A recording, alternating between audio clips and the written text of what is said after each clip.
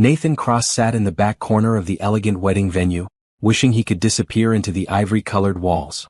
The champagne glass in his hand trembled slightly as another group of wedding guests turned to stare at him, their whispers carried by the afternoon breeze. He should never have come to Rebecca's wedding. His assistant had invited him months ago, back when attending a normal social event seemed possible. Is that really Nathan Cross? The billionaire guy from the magazines? I heard he's worth over $2 billion. The familiar knot formed in his stomach. These people didn't see Nathan the person. They saw dollar signs, opportunity, a chance to get close to money and power. He'd learned this lesson the hard way after 3 relationships that ended the moment women discovered his bank account meant more to them than his heart. The last one, Cassandra, had been the worst. She'd pretended to love him for 8 months, even said yes when he proposed, only to sell their engagement story to a tabloid magazine before running off with his business rival. The headline still haunted him. Billionaire's fiancé reveals his pathetic romantic secrets. Nathan pulled out his phone, ready to call his driver. He could make an excuse, send Rebecca a generous gift, and retreat back to his penthouse where people couldn't hurt him. But as he stood to leave, a woman's voice stopped him. "Excuse me, but you look like you need rescuing." He turned to see a beautiful African-American woman with warm brown eyes and a gentle smile. She wore a simple navy blue dress that matched her professional demeanor, and she carried a tablet and earpiece that marked her as someone working the event. "I'm sorry?" Nathan asked, confused by her directness. The woman glanced around at the guests who were still stealing looks at him. "The vultures are circling, and you look like you'd rather be anywhere else. I'm Simone Parker, the wedding coordinator. I've seen this before with high-profile guests." Nathan's defenses rose immediately. Another person who recognized him, another potential gold digger. "I don't know what you're talking about."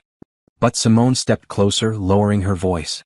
"Look, I don't know who you are or why everyone's staring, but you seem like a decent guy who just wants to enjoy a wedding in peace.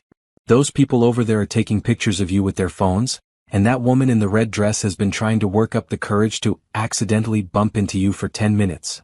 Nathan followed her gaze and saw exactly what she described. His heart sank further.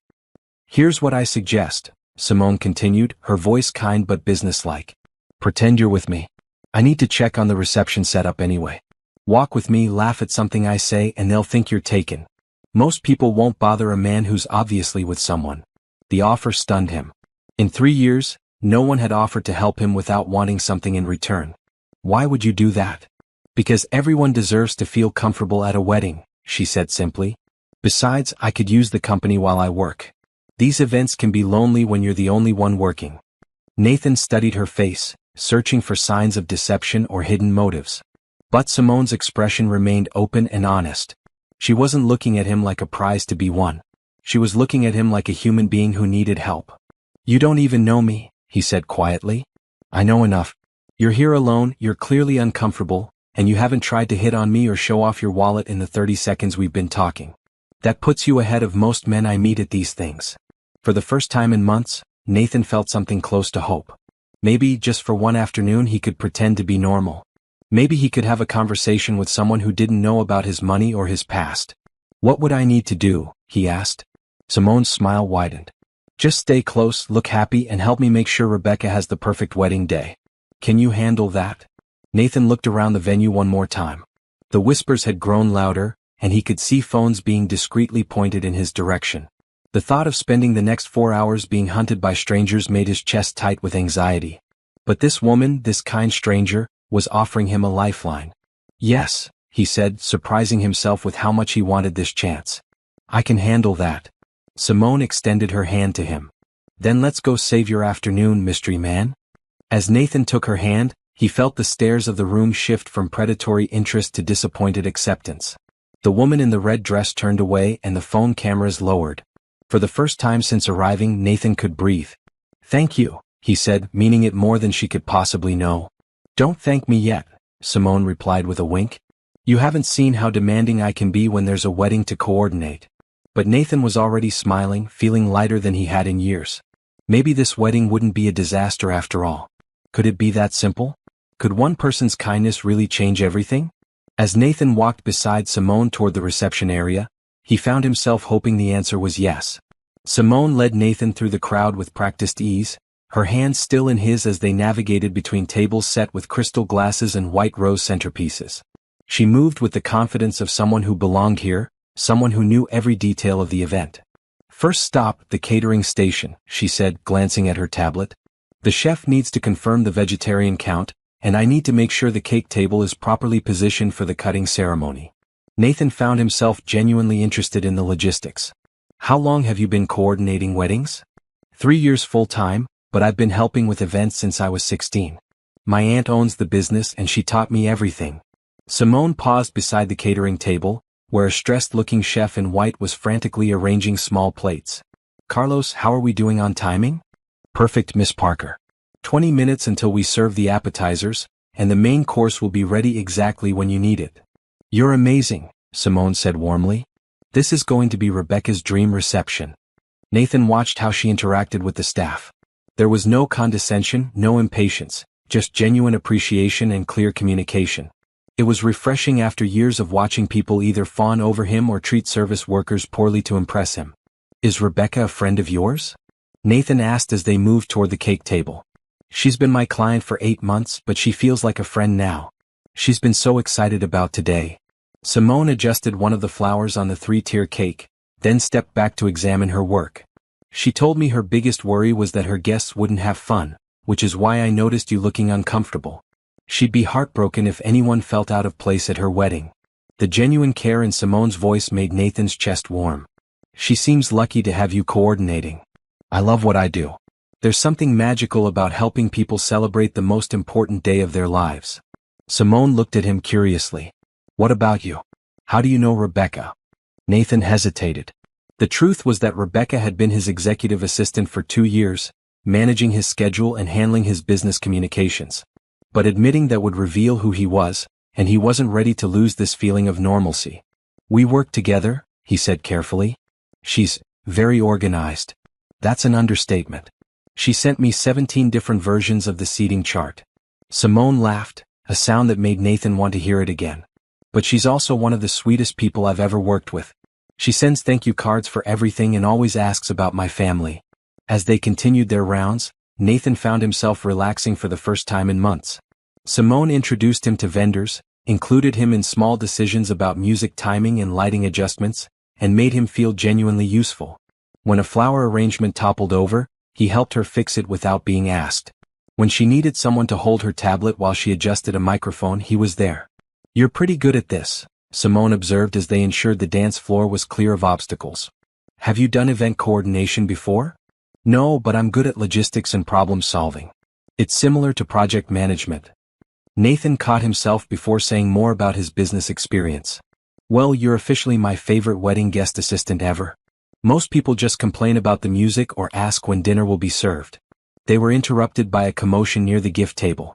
A middle-aged woman in an expensive dress was loudly demanding to know where Nathan Cross was sitting so she could introduce herself. Nathan's stomach dropped, but Simone smoothly stepped between them. "I'm sorry, but I need to focus on wedding coordination right now. If you're looking for someone specific, I suggest checking with the bride's family after the ceremony." Her voice remained polite but firm. The woman looked frustrated but moved away, and Nathan realized he'd been holding his breath. "Thank you," he said quietly. "For what?" "Doing my job." Simone checked her watch. "Speaking of which, we need to get everyone seated for the ceremony. Ready to pretend to be my devoted date for the next hour?" Nathan looked at her earnest face, at the kindness in her eyes that asked for nothing in return, and felt something shift inside his chest. More than ready. As they found seats in the middle section, away from the gawking strangers, Nathan realized this was the first time in years he'd attended a social event without calculating exit strategies or worrying about his security team's positioning. Simone had given him something precious. The chance to just be Nathan, not the billionaire CEO, not the target, not the headline. Just a man sitting next to a beautiful, kind woman at a wedding. When the bride appeared at the back of the aisle, radiant in her white gown, Nathan felt genuine happiness for Rebecca. But more than that, he felt grateful to be experiencing this moment without the wall of isolation that usually surrounded him. "She looks beautiful," Simone whispered, tears forming in her eyes. "She does," Nathan agreed, but he found himself looking at Simone instead of the bride. Maybe kindness really could change everything. Maybe one person's generosity could remind him what it felt like to be human. As the ceremony began, Nathan made a decision. Whatever happened next, he would treasure this afternoon when a stranger chose to help him instead of using him. It was more than he'd dared to hope for in a very long time. The ceremony was beautiful, filled with heartfelt vows and happy tears, but Nathan found himself more captivated by Simone's quiet reactions. She dabbed at her eyes during the ring exchange and smiled radiantly when the couple kissed. Her joy was infectious, reminding him why people bothered with love at all. As guests moved to the cocktail hour, Simone immediately shifted back into coordinator mode. "Time for the real work," she said, checking her tablet. "The photographer wants to do family photos, the band needs their sound check, and I have to make sure the cocktail service is running smoothly. What can I do to help?" Nathan asked, surprising himself with how much he meant it. "Just stay close and keep being my buffer against anyone who looks like they want to cause drama." Simone grinned. "Plus, I could use someone to tell me if anything looks off from a guest's perspective." They spent the next hour weaving through the reception area, with Simone orchestrating every detail while Nathan observed and occasionally offered suggestions. When he noticed that the bar line was getting long, she quickly opened a second service station. When he pointed out that some elderly guests seemed uncomfortable standing, she arranged additional seating. "You have a good eye for this," Simone said as they watched guests happily mingling with drinks in hand. "Are you sure you're not in the hospitality business?"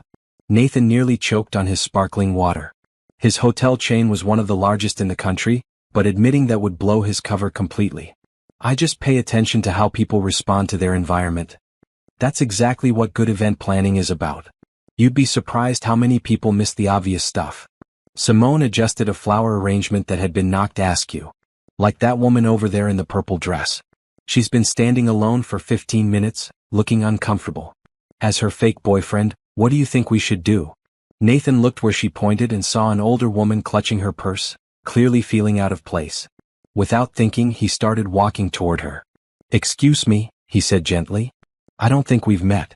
I'm Nathan and this is Simone." The woman's face lit up with relief. "Oh, hello. I'm Margaret, Rebecca's great aunt. I don't know many people here and I was feeling a bit lost. Would you like to sit with us?" Simone offered immediately. "We were just about to find a table and we'd love the company." As they helped Margaret get settled with a plate of appetizers and introduced her to other guests, Nathan realized he was genuinely enjoying himself. There was no pressure, no one trying to impress him or get something from him.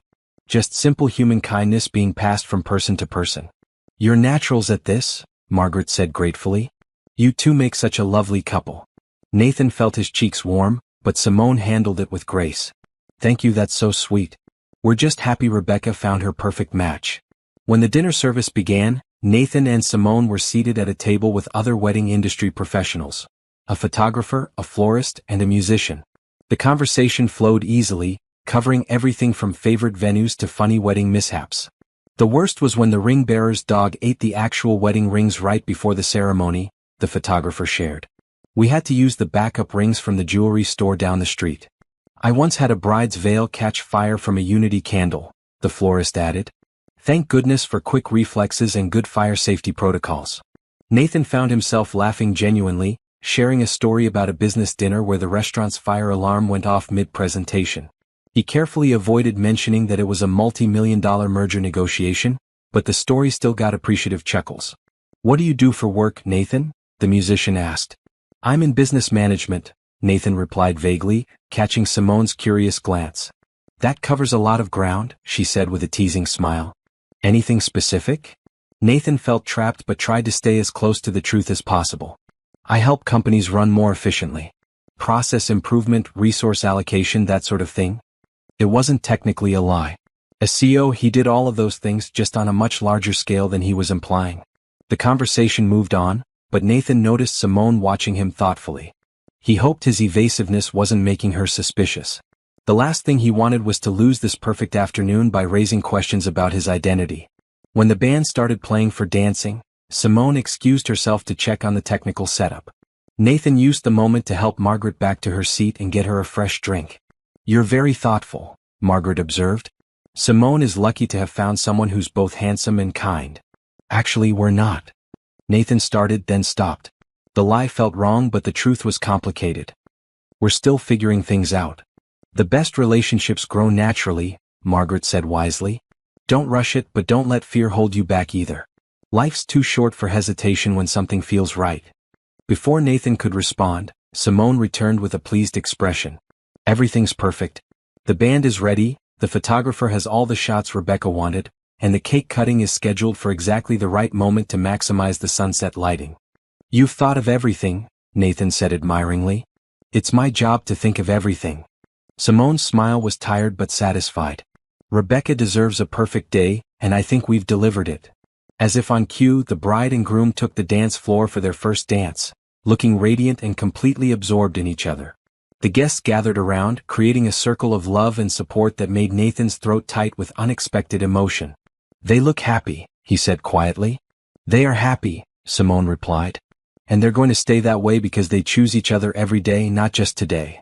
Nathan looked at her profile in the soft evening light, at the contentment in her expression as she watched her hard work come to fruition. He'd never met anyone quite like her, someone who found genuine joy in other people's happiness. For a moment, he let himself imagine what it might be like to have someone care about his happiness the way Simone cared about Rebecca's. Someone who would coordinate the details, smooth over the rough patches, and stand by him not because of his money but because of who he was as a person. The thought was both thrilling and terrifying. As the song ended and other couples joined the dance floor, Simone turned to him with a mischievous look. Ready for the next part of our performance? She asked, extending her hand. Nathan's heart hammered as he realized she was asking him to dance. In front of everyone. As her pretend boyfriend. But looking into her warm brown eyes, he found himself nodding. Lead the way, he said, taking her hand and hoping she couldn't feel how nervous he suddenly was. Because somewhere between the ceremony and the cocktail hour, between helping Margaret and sharing stories, this had stopped feeling like pretense. And that scared him more than any business negotiation ever had. The dance floor was crowded with couples swaying to a slow jazz standard, creating the perfect cover for Nathan and Simone to blend in. As she moved into his arms, Nathan realized he hadn't danced with someone in over 2 years. The last time had been with Cassandra at a charity gala, and even then it had felt like a performance for the cameras. This was different. Simone was relaxed and natural, following his lead without trying to impress anyone watching.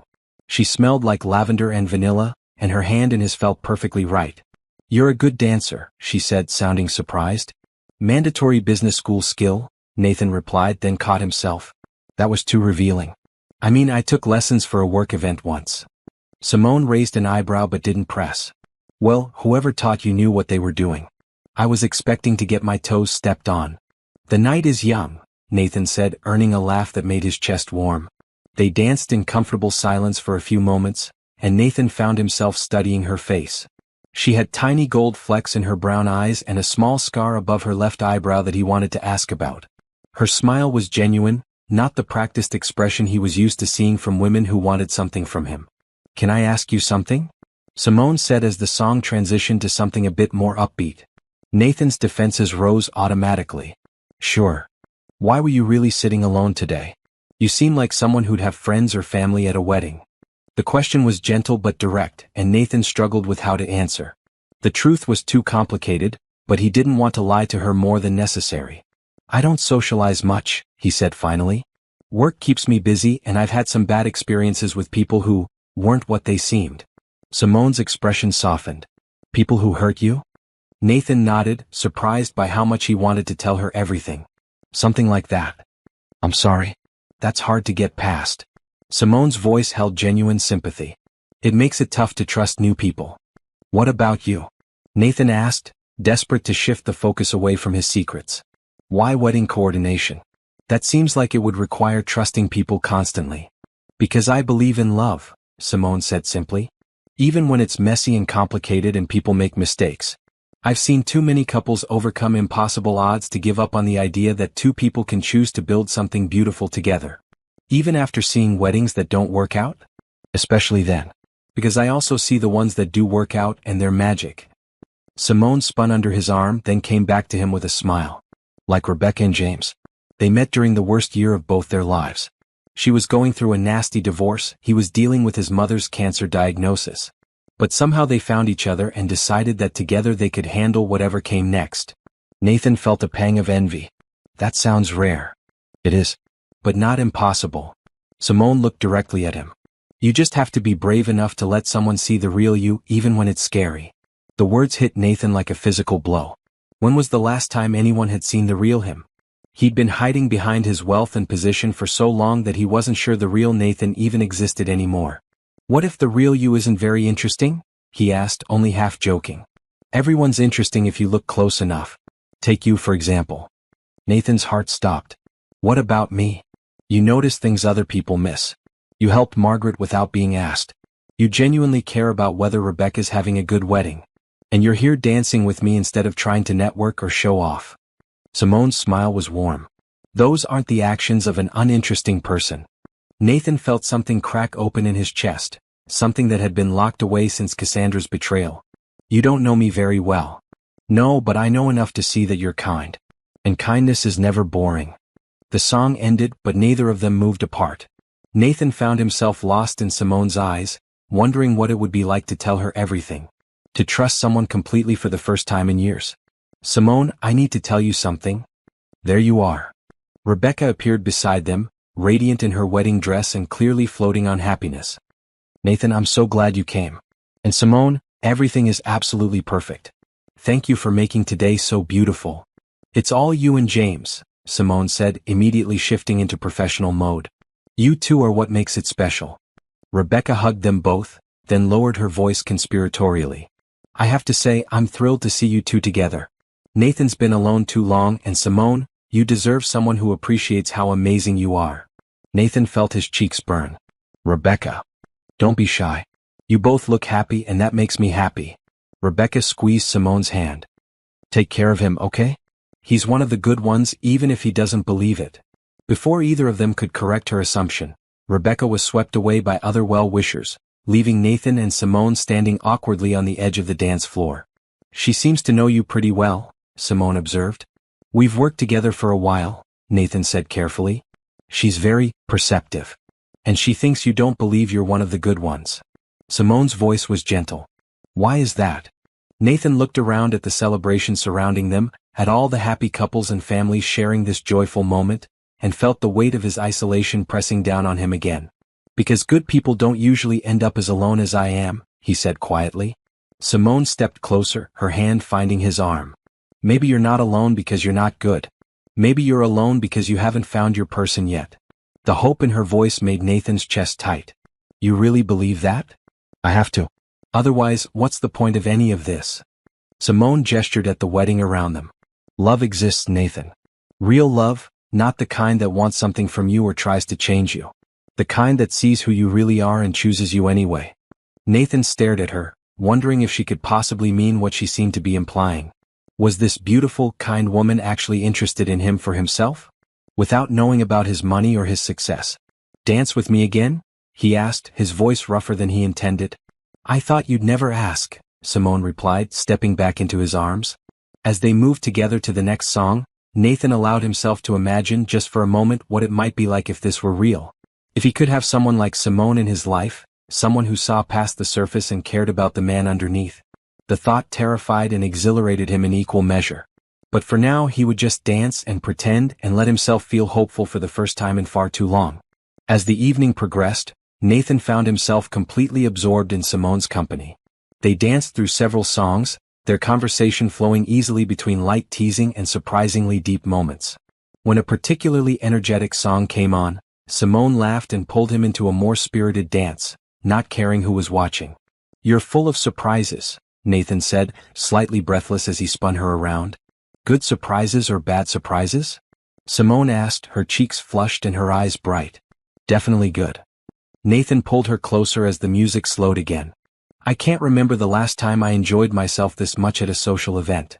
That's sad, Simone said, but her tone was sympathetic rather than pitying. Everyone should have fun sometimes. It's complicated when... Nathan trailed off, realizing he'd almost revealed too much again. When what? Nathan looked down at her upturned face, at the genuine curiosity and care in her expression, and felt his carefully constructed walls crumbling. When people have expectations about who you should be. Simone nodded thoughtfully. I get that. People see the wedding coordinator and assume I'm this super romantic person who believes in fairy tales and happily ever after. Aren't you? I believe in love, but I'm not naive about it. I know it takes work and compromise and choosing each other every day, even when it's hard. Simone's voice grew softer. I've seen enough marriages fall apart to know that the wedding is just the beginning. The real relationship starts the next day. Nathan was struck by her maturity and realism. Most of the women he'd dated had seemed to view relationships as transactions or competitions, not as ongoing commitments requiring effort from both sides. What about you? Simone asked. What do people expect from you that makes socializing so complicated? Nathan felt the familiar panic rise in his chest. How could he explain that people expected him to be a walking ATM, a networking opportunity, a trophy boyfriend? That every conversation came with hidden agendas and calculated moves? They expect me to be someone I'm not comfortable being, he said finally. Then don't be that person tonight. Just be Nathan, whoever that is. The simplicity of her suggestion took his breath away. When was the last time someone had given him permission to just be himself? I'm not sure I remember how, he admitted. Simone stopped dancing and looked directly at him. Start with this. What do you want to do right now in this moment without thinking about what anyone else expects? Nathan stared at her, his heart hammering. What he wanted was to kiss her, to forget about the pretense and the lies and the inevitable moment when his real identity would ruin everything. He wanted to believe that this connection between them was real and sustainable. But he couldn't say that. Not yet. I want to keep dancing with you, he said instead, which was also true. Simone's smile was radiant. Then that's what we'll do. They swayed together through 2 more songs, talking quietly about everything and nothing. Simone told him about her dream of eventually opening her own event planning company, specializing in intimate celebrations rather than massive productions. Nathan shared his love of travel, carefully editing out the private jets and 5-star resorts, focusing instead on the small moments that had moved him in different places. I love how you notice details, Simone said when he described the way morning light hit a cathedral in Barcelona. Most people rush through experiences without really seeing them. Maybe I see them because I'm usually alone, Nathan said without thinking. Simone's expression grew concerned. You travel alone a lot? Work travel, Nathan said quickly. It's not very social. That sounds lonely. It was lonely, Nathan realized. Even when he traveled with his security team and assistants, he was fundamentally alone with his thoughts and decisions. He'd grown so accustomed to the isolation that he'd forgotten how it felt to share experiences with someone else. What about you? He asked. Do you travel much? Not as much as I'd like. Building a business keeps me pretty tied to the city. But someday I want to see those cathedrals you mentioned, and maybe plan some destination weddings in beautiful places. Nathan found himself imagining showing her those places, seeing her reaction to the sunrise over Machu Picchu or the northern lights in Iceland. The thought was so appealing that it scared him. I'd like to show you. He began, then stopped, realizing how presumptuous that sounded. Show me what? Nathan felt his cheeks heat. Nothing. I was just thinking out loud. But Simone stepped closer, her voice gentle. Nathan, are you always this careful about what you say? The question hit him like a punch to the gut. Yes, he was always careful. Every word was calculated, every response filtered through multiple considerations about how it might be interpreted or used against him later. I have to be, he said quietly. Why? Because I'm worth $2 billion and every careless word could end up in a lawsuit or a tabloid headline, Nathan thought. Because I've learned that casual comments can be twisted into weapons. Because I can't afford to be spontaneous or vulnerable or real. Because words have consequences, he said instead. Simone studied his face with an intensity that made him nervous. What happened to you? The direct question caught Nathan off guard. For a moment he considered telling her everything. About Cassandra, about the constant pressure, about the loneliness that came with never being sure if people liked him for himself or his bank account. But the music stopped, and the spell was broken as the band announced they were taking a short break. Around them, guests began moving toward the bar and dessert station. I should check on the cake-cutting timeline, Simone said, but she didn't move away from him immediately. Of course. Nathan stepped back, giving her space to return to work mode. Thank you for the dances. Thank you for being such a good pretend boyfriend. Simone's smile was teasing, but there was something else in her eyes, something that looked almost like regret. As she walked away to coordinate the next phase of the reception, Nathan realized that the pretense was becoming increasingly difficult to maintain. Not because he was bad at lying, but because what he felt for Simone was starting to feel very real. He watched her efficiently organize the cake cutting, ensuring the photographer had the best angles and the couple was positioned perfectly for both pictures and guest viewing. She was graceful under pressure, kind to everyone she interacted with, and completely absorbed in making other people happy. Nathan had never wanted to be real with someone as much as he wanted to be real with her. But being real meant risking everything, and Nathan wasn't sure he was brave enough for that yet. As Rebecca and James prepared to cut their cake, Nathan found himself wondering if he would ever be brave enough to stop pretending and start living. The thought both thrilled and terrified him. The next morning, Nathan woke up in his penthouse apartment feeling something he hadn't experienced in years. Genuine disappointment that an evening had ended. He'd stayed at the wedding until the very last dance, reluctant to break the spell that had made him feel normal for a few precious hours. Simone had exchanged numbers with him as they said goodbye, mentioning that she might need his help with future boyfriend emergencies, in a tone that was half joking, half hopeful. Nathan had agreed immediately, despite knowing it would only make his deception more complicated. Now, standing in his marble and glass kitchen with its view of the entire city, he felt the familiar weight of his isolation settling back over him.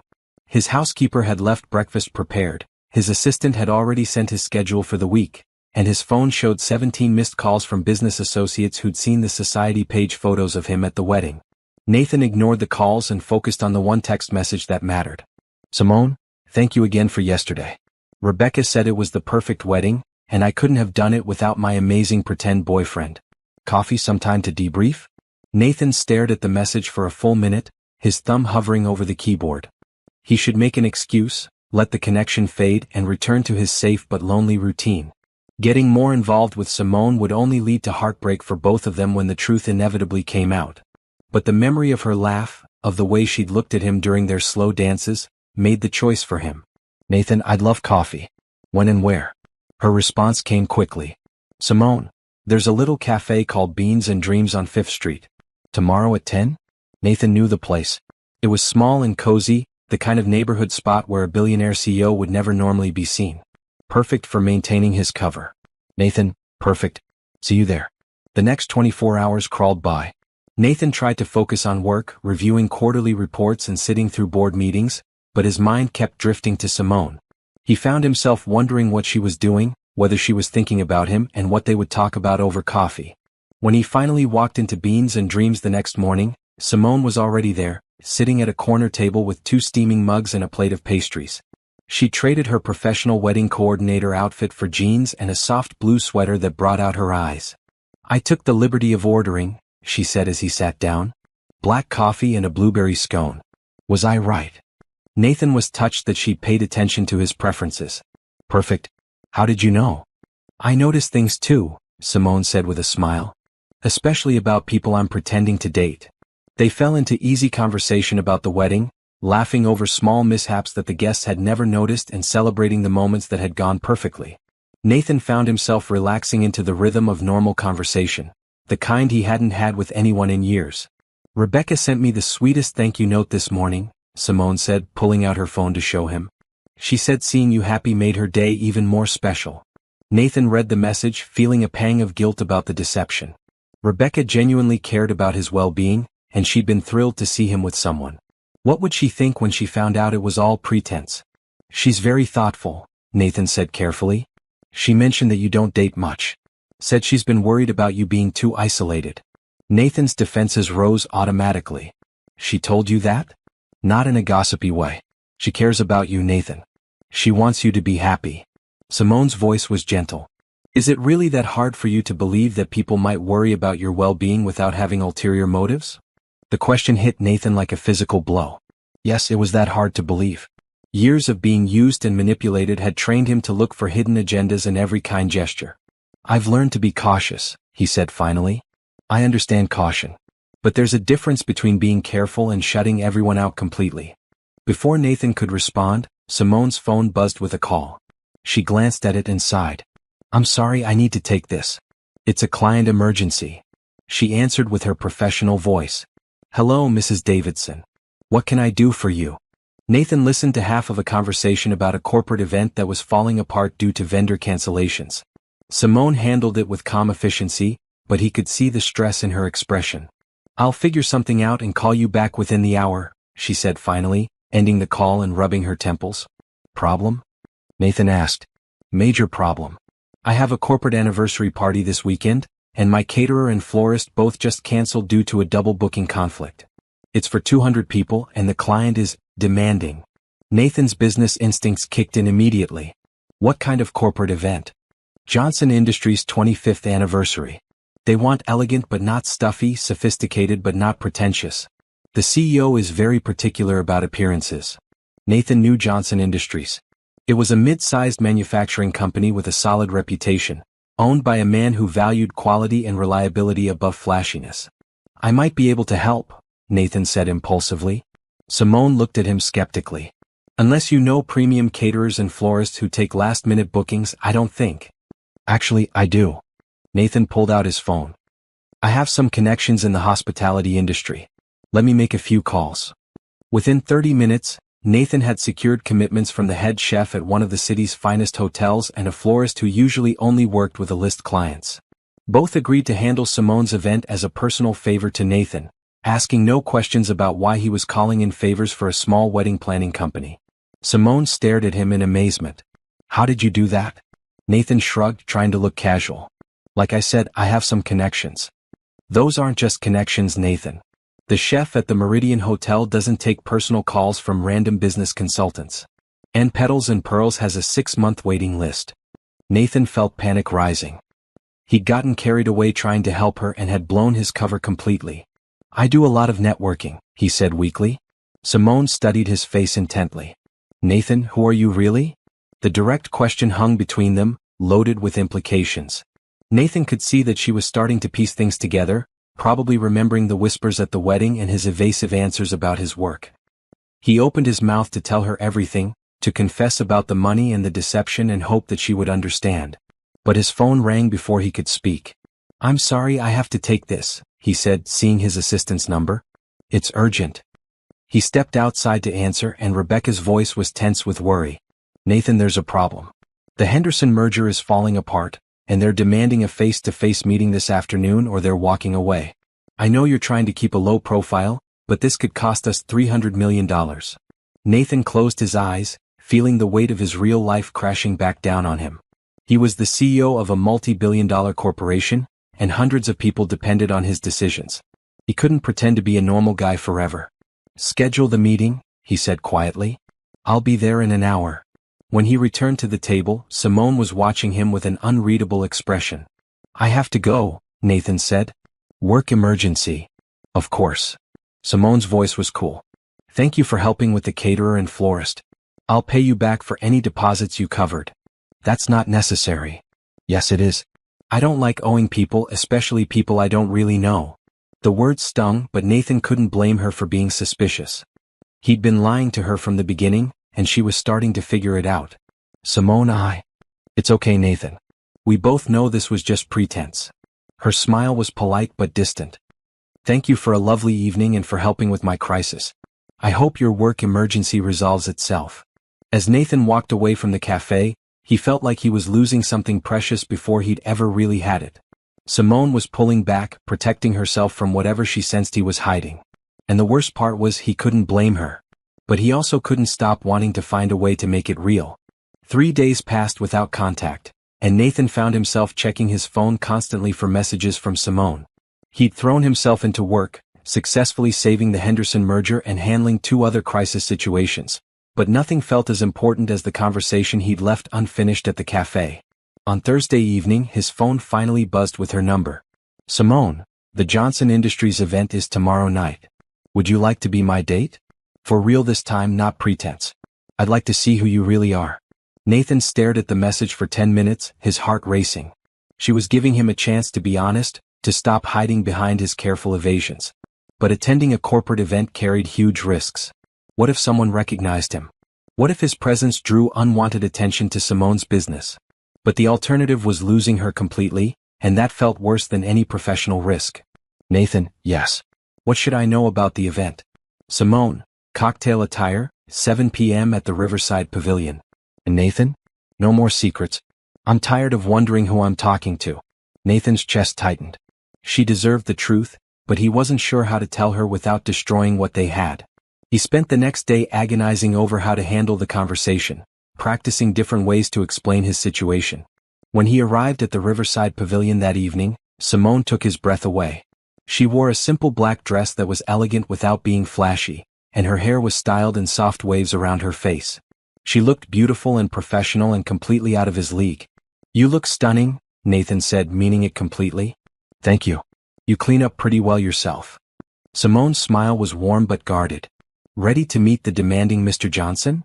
As they walked into the event, Nathan was relieved to see that it was a more intimate gathering than he'd expected. About 150 people mingled in the beautifully decorated space, with the catering and floral arrangements he'd helped secure, creating exactly the sophisticated but approachable atmosphere Simone had described. "This is incredible," Nathan said, genuinely impressed. "You've created the perfect environment." "We created it," Simone corrected. "I couldn't have pulled this off without your connections." Before Nathan could respond, a distinguished older man approached them with a welcoming smile. "You must be Simone. I'm Robert Johnson, and I cannot thank you enough for saving our celebration. When our original vendors canceled, I thought we'd have to serve pizza and call it good." "It was my pleasure, Mr. Johnson. I'd like you to meet Nathan Cross, my partner for the evening." Nathan shook Johnson's hand, grateful that Simone hadn't tried to define their relationship more specifically. "Nathan Cross." Johnson's expression shifted slightly. "That's an interesting coincidence. We've been trying to get a meeting with Nathan Cross, the CEO of Cross Industries, for months. Our companies would be perfect strategic partners." Nathan felt the blood drain from his face. Of all the possible complications, he hadn't considered that Johnson might actually want to do business with him. "Common name," Nathan managed. But Johnson was studying his face more carefully. "You know, you look remarkably similar to the photos I've seen. Same eyes, same jawline." Simone looked between them, confusion clear in her expression. "What are you talking about?" "Cross Industries," Johnson explained. "One of the largest hospitality and real estate conglomerates in the country. The CEO is notoriously private, but he's built an incredible company. His hotels are some of the finest in the world." Nathan watched Simone's face as understanding dawned. Her eyes widened, then narrowed, and he could see the exact moment she put all the pieces together. His evasive answers about work, his mysterious connections, the way people had stared at him at the wedding. "If you'll excuse us for a moment," Simone said to Johnson, her voice carefully controlled. "I need to speak with my partner privately." She walked toward a quiet corner of the venue and Nathan followed, his heart hammering. When they were out of earshot, she turned to face him with an expression he couldn't read. "Nathan Cross, CEO of Cross Industries. Worth approximately $2 billion according to Forbes magazine." Her voice was calm, but Nathan could see the hurt in her eyes. "Did I get that right?" "Simone, I can explain." "Can you?" "Because I'm having trouble understanding why a billionaire needed my help to avoid attention at a wedding. Or why he lied to me for over a week about who he was." Nathan felt everything he'd feared would happen crashing down around him. "I didn't want you to treat me differently." "Differently than what?" "Honestly?" Simone's composure was cracking. "You let me worry about paying for those vendors, Nathan.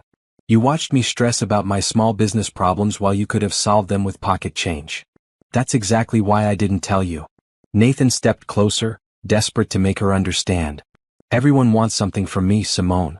Money, connections, business opportunities. You were the first person in years who just wanted to help me, who saw me as a person instead of a bank account. So you decided to lie instead of trusting me to handle the truth?"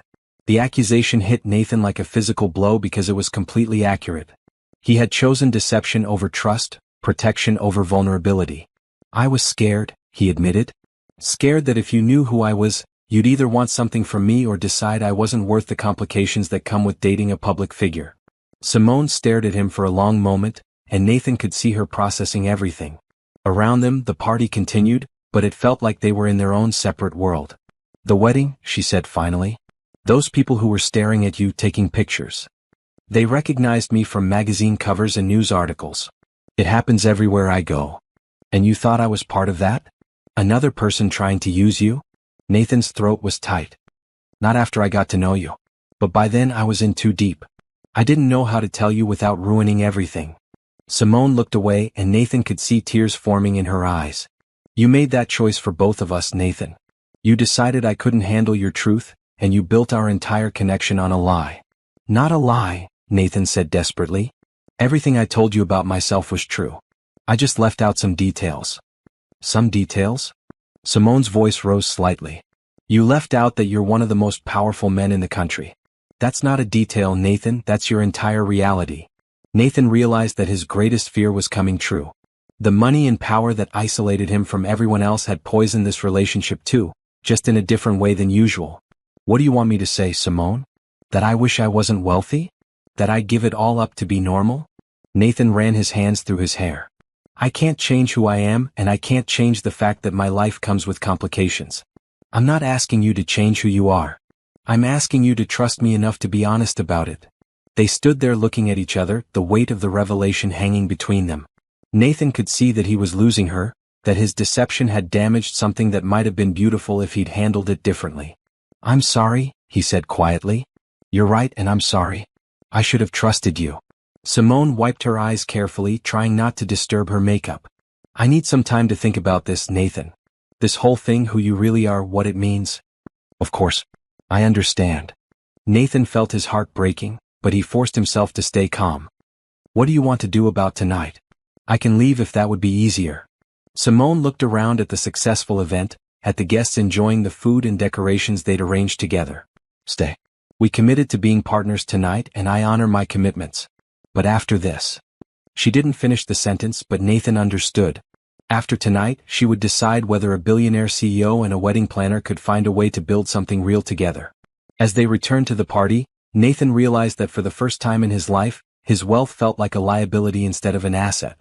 And he had no idea how to fix what he'd broken. Despite the tension between them, Nathan and Simone presented a united front for the remainder of the Johnson Industries event. They moved through the party like a real couple, with Simone introducing Nathan to key guests and Nathan offering thoughtful observations about the business conversations he overheard. Robert Johnson approached them again near the end of the evening, this time with his wife and several other executives. Simone, this has been absolutely perfect. You've exceeded every expectation. Johnson turned to Nathan with renewed interest. And I have to ask again, are you sure you're not the Nathan Cross we've been trying to reach? Nathan felt Simone's eyes on him and made a decision. He was tired of lying, especially to her. I am, he said simply. Nathan Cross, CEO of Cross Industries. Johnson's face lit up with excitement, but Nathan held up a hand. However, tonight I'm here as Simone's partner, not in any business capacity. I hope you can respect that. Of course, Johnson said quickly. But perhaps we could arrange a proper meeting next week? I really do think our companies could benefit from a partnership. Have your people call my assistant. Rebecca Martinez will set something up. Nathan's voice was polite but firm. Tonight is about celebrating your anniversary, not conducting business. After Johnson moved away, clearly thrilled with the connection, Simone looked at Nathan with something that might have been admiration. That was well handled, she said quietly. I meant what I said. Tonight is about you and your success, not my business interests. They spent the final hour of the event ensuring everything wrapped up smoothly.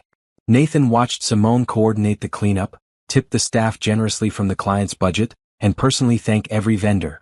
Her professionalism and genuine care for everyone involved reminded him why he'd been drawn to her in the first place. As they walked to the parking garage together, the silence between them was heavy with unresolved tension. Simone, Nathan began, then stopped. What could he say that would fix this? My car's over here, she said, pointing to a practical Honda Civic that was probably 5 years old. Nathan looked at his own car, a sleek black BMW that cost more than most people's annual salaries, and felt the gulf between their worlds more acutely than ever. Can we talk? He asked. Really talk, with complete honesty this time? Simone studied his face in the dim garage lighting. Not tonight, Nathan. I'm exhausted and I need to process everything. But tomorrow? She paused, seeming to make a decision. There's a charity gala tomorrow night. The Children's Hospital fundraiser. I have to work it, and I could use a date who knows how to handle high-profile events. Nathan was surprised by the invitation. Are you sure that's a good idea? There will be photographers, society reporters. I know exactly what it is. I've coordinated it for 3 years. Simone's voice was steady. If we're going to figure out whether this can work, I need to see you in your real world, not just the version you showed me. The thought terrified Nathan. The charity gala would be full of people who knew him, business associates and socialites who would scrutinize his choice of companion and draw conclusions about their relationship. It could get complicated, he warned. Everything about you is complicated, Nathan. That's what I'm trying to decide if I can handle. As Nathan drove home to his penthouse, his mind raced through all the ways the charity gala could go wrong. Simone would see him in his element, dealing with the pressures and expectations that came with his position. She'd witnessed firsthand how his wealth affected every interaction, how people treated him like a prize to be won rather than a person to be known. But she'd also see why he'd been so careful about revealing his identity. The charity gala would show her the fishbowl existence he lived, where every conversation was potentially a business negotiation and every relationship carried the risk of exploitation. The next evening, Nathan picked Simone up at her apartment, a modest but charming place in a converted Victorian house. She emerged wearing a stunning deep blue gown that he suspected had cost more than she usually spent on clothes. When he complimented her, she smiled but didn't meet his eyes. "Ready for this?" she asked as they approached the hotel hosting the gala. "Are you?" Nathan countered. "I guess we'll find out." The moment they walked into the ballroom, Nathan felt the familiar shift in energy that accompanied his public appearances. Conversations paused, heads turned, and he could see people reaching for their phones to discreetly photograph them. "Mr. Cross," a reporter approached immediately. "Can you tell us about your companion this evening?" "This is Simone Parker, one of the city's finest event coordinators," Nathan said smoothly. "She's actually working tonight, making sure this important fundraiser runs perfectly." It was a masterful deflection that positioned Simone as a professional rather than just his date, but Nathan could see her surprise at how easily he handled the media attention. As they moved through the crowd, Nathan introduced Simone to philanthropists, business leaders and city officials. He watched her navigate these conversations with grace, her natural warmth and intelligence shining through even in this intimidating environment. "She's lovely," commented Margaret Whitfield, the wife of a prominent banker. "How did you meet?" "At a wedding," Nathan replied. "She helped me when I needed it most." The answer was honest and seemed to satisfy most questioners, but Nathan could see Simone processing how his presence changed the dynamic of every interaction. People were more deferential to her, more interested in her business, more eager to make connections. "This is what it's always like, isn't it?" she murmured during a quiet moment. "People treating you like you're more important than everyone else in the room." "Usually worse," Nathan admitted. "Tonight's actually been relatively low-key." When the auction portion of the evening began, Nathan found himself bidding on several items, driven partly by genuine charitable feeling and partly by his desire to show Simone the positive side of his wealth. When the auctioneer announced a week at a luxury resort in Tuscany, Simone grabbed his arm. "Don't," she said quietly. "What?" "Don't bid on that thinking it's for me. I'm not here as your charity case or your prize."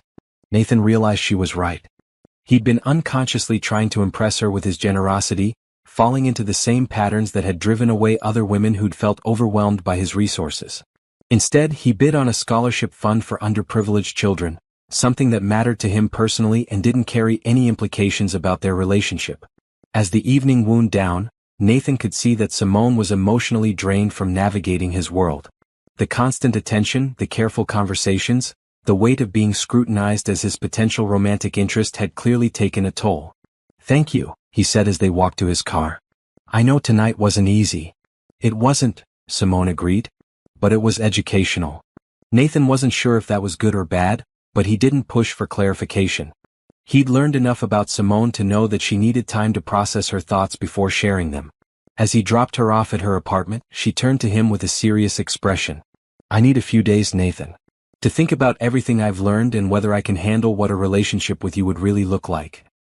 Nathan's heart sank, but he forced himself to nod. "I understand. Take all the time you need. Thank you for being honest tonight. For letting me see the real you even when it wasn't flattering." As Nathan drove away, he realized that showing Simone his world might have been the biggest mistake he'd made yet. Because now she knew exactly what she'd be signing up for if she chose to be with him. And he wasn't at all sure she would make that choice. Nathan didn't hear from Simone for 4 days. He threw himself into work, but found himself distracted during board meetings and conference calls, his mind drifting to memories of her laugh and the way she'd looked at him during their slow dance at the wedding. On Wednesday morning he was reviewing quarterly reports when Rebecca knocked on his office door. "Nathan, you have a visitor. Simone Parker is here to see you." Nathan's heart jumped. "Send her in." Simone entered his corner office looking professional in a tailored blazer and skirt, but Nathan could see the tension in her shoulders. She glanced around at the floor-to-ceiling windows with their view of the entire city, the expensive artwork, and the massive desk that screamed corporate power. "Impressive," she said, but her tone was neutral. "Please sit down." Nathan gestured to the comfortable seating area by the windows, away from the intimidating desk. "Can I get you anything? Coffee, water?" "I'm fine, thank you." Simone sat on the edge of the leather sofa, her posture formal. "I came to give you my answer." Nathan's stomach clenched. Her tone suggested this wasn't going to be the conversation he'd hoped for. "I've spent the last 4 days thinking about everything," Simone continued. "About the wedding, about who you really are, about what I saw at the charity gala." "And?" Simone looked directly at him, her brown eyes serious. "I can't do this, Nathan." The words hit Nathan like a physical blow. He'd been expecting it, but hearing it still felt like losing something precious. "Can I ask why?" "Because I don't think you really want a relationship, Nathan. I think you want the idea of one. You want someone who can see past your money and love you for yourself, but you're not willing to actually let anyone that close." Nathan started to protest, but Simone held up a hand. "You lied to me from the beginning. Not because you were protecting yourself from a gold digger, but because you were protecting yourself from having to be vulnerable. You chose deception over trust because deception felt safer." "That's not," Nathan began, then stopped. "Because she was right and they both knew it. At the charity gala, I watched you navigate that world with perfect control. You knew exactly what to say to everyone, exactly how to present yourself, exactly how to manage every interaction. It was masterful, but it was also completely calculated." Simone's voice grew softer. "I never saw the real you, Nathan. I saw the version of you that you thought I wanted to see." Nathan felt something breaking apart inside his chest. "Everything I shared with you was real. My feelings for you are real." "Are they? Or do you just like the idea of someone who doesn't want your money?" The question was like a scalpel, cutting straight to his deepest fears. Because Nathan wasn't entirely sure himself whether his feelings for Simone were genuine or just relief at finding someone who didn't immediately try to use him. "I don't know how to be in a relationship anymore," he admitted quietly. "I've spent so many years protecting myself that I'm not sure I know how to stop." "I know. And that's why this can't work." Simone's eyes were bright with unshed tears. "You need to figure out who you are when you're not protecting yourself, Nathan. You need to learn how to be vulnerable with someone without it being a performance or a calculation." Nathan stared out at the city spread below them, at the empire he'd built that had given him everything except the ability to connect with another human being. "What if I can't?" he asked. "What if I'm too damaged by all of this to ever have something real? Then you'll spend the rest of your life alone in this beautiful prison you've built." Simone stood up, smoothing her skirt. "But I don't think that's true. I think you're capable of real love, Nathan. You just have to be brave enough to risk it." As she moved toward the door, Nathan felt panic rising. "Simone, wait." She turned back to him, hope flickering in her eyes. "I don't want to lose you," Nathan said, his voice rough with emotion. "Tell me what you need. Tell me how to fix this. I need you to figure out how to be real with someone without lying about who you are. I need you to trust that the right person will love you for everything you are, including the complicated parts." Simone's smile was sad but genuine. "And I need you to do that work for yourself, not because you're trying to win me back. And if I do that work? Then maybe someday we can try again. But not now, Nathan. Right now, you're not ready for what I need from a partner." After she left, Nathan sat in his office for a long time, staring at the city he'd conquered but feeling more isolated than ever. Simone was right about everything, and that made her rejection hurt even more. He'd spent so many years building walls to protect himself that he'd forgotten how to build bridges to connect with others. His wealth had given him power and security, but it had also cost him the ability to be truly intimate with another person.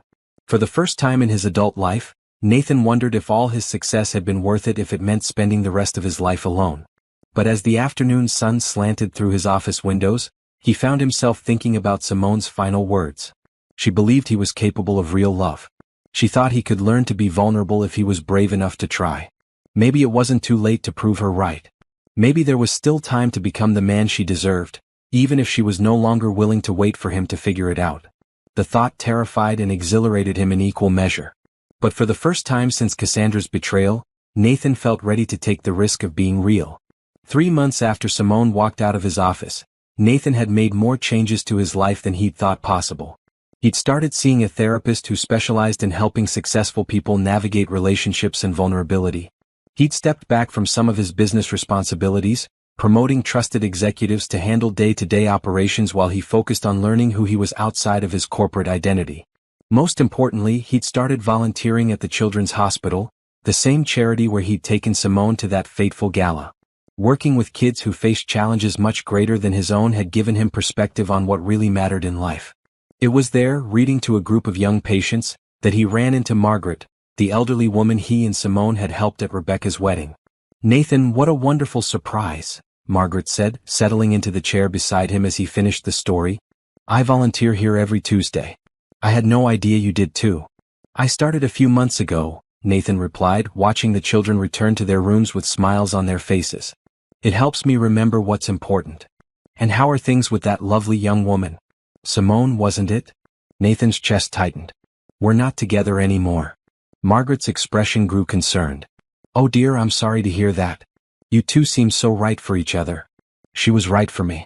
I just wasn't ready to be right for her." "Wasn't ready or aren't ready?" The distinction hit Nathan like a revelation.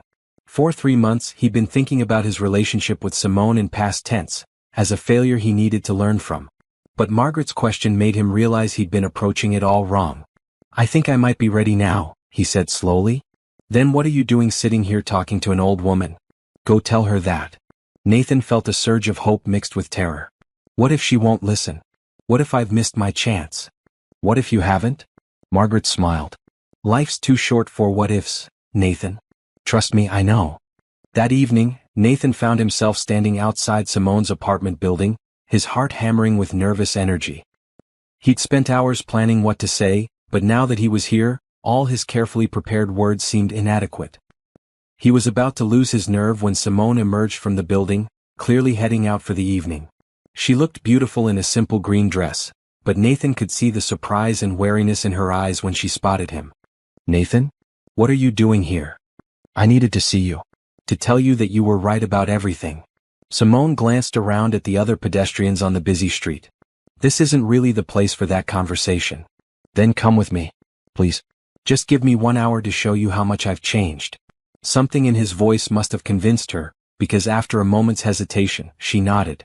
Nathan led her to a small community garden a few blocks away, a quiet space with benches surrounded by flowering plants.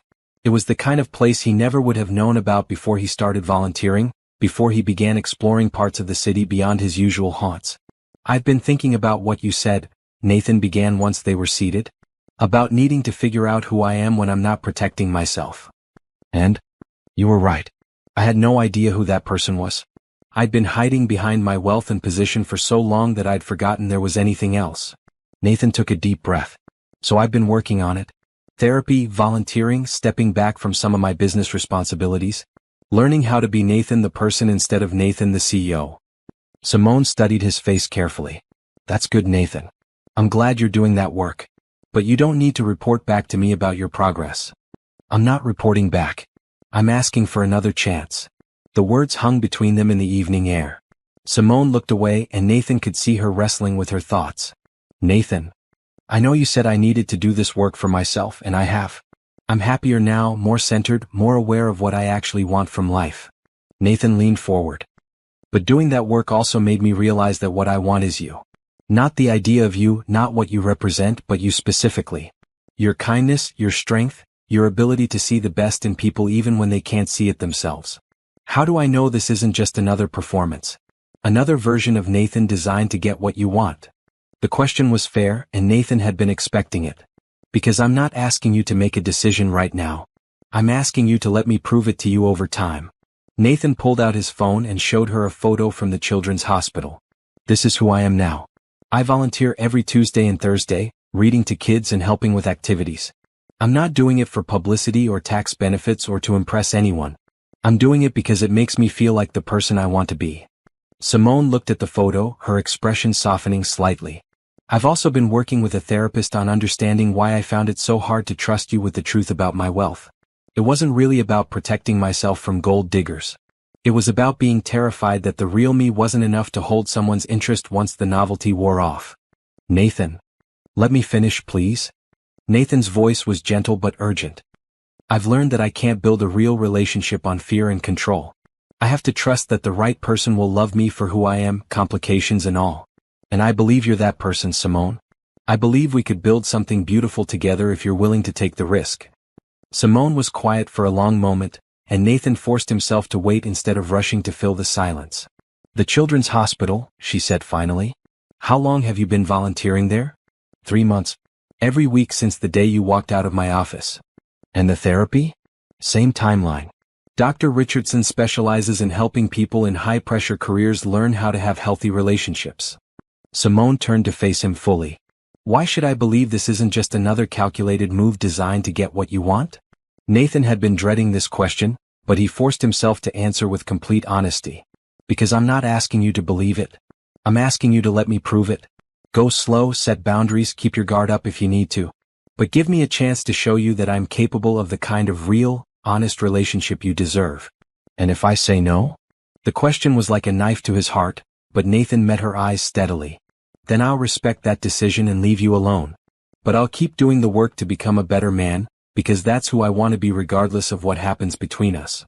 Simone stood up and walked to the edge of the garden, looking out at the city lights beginning to twinkle in the growing dusk. Nathan stayed on the bench, giving her space to think.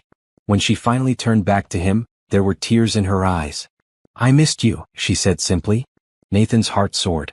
I missed you too. Every day. If we do this, if we try again, things have to be different.